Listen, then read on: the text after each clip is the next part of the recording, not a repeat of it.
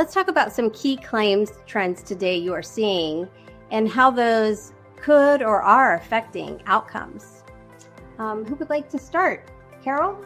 Sure. Thank you. Thank you for the introduction.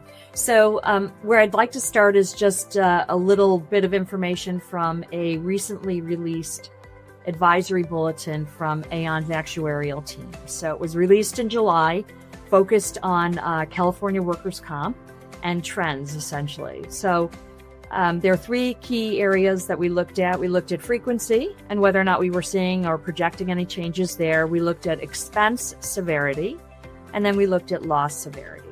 So from a frequency perspective, our team, and based on some significant information from the Workers' Compensation Insurance Bureau of California, basically is projecting that frequency will see a modest decrease.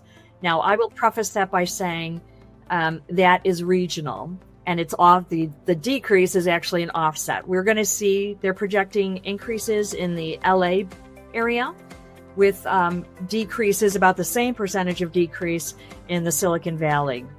But the point here is, from a frequency perspective or from a cost perspective, it's not necessarily the frequency. When we look at expense severity, that is definitely where we're seeing increases in California. They are based predominantly on very significant rates of litigation.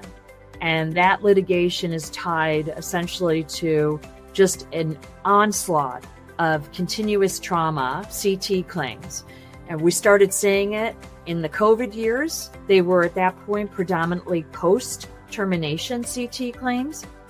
And while we're still seeing those, it has become a trend in California that if an employee is filing a specific orthopedic perhaps injury, they are coupling it with a CT claim. And those CT claims, we are always seeing litigation.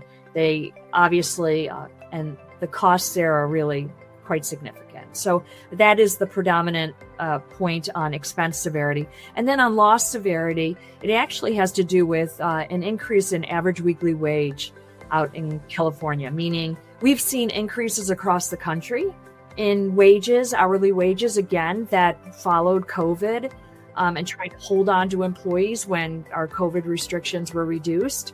But the wage inflation in California is absolutely influencing the indemnity costs, which are influencing and increasing the overall cost of claim. So those are the 3 points, again, just on a broad base. You've been watching a sneak peek of Improving Workers' Comp Outcomes for Employers, Employees, and the Industry. Click on the link in the description to watch the full webinar.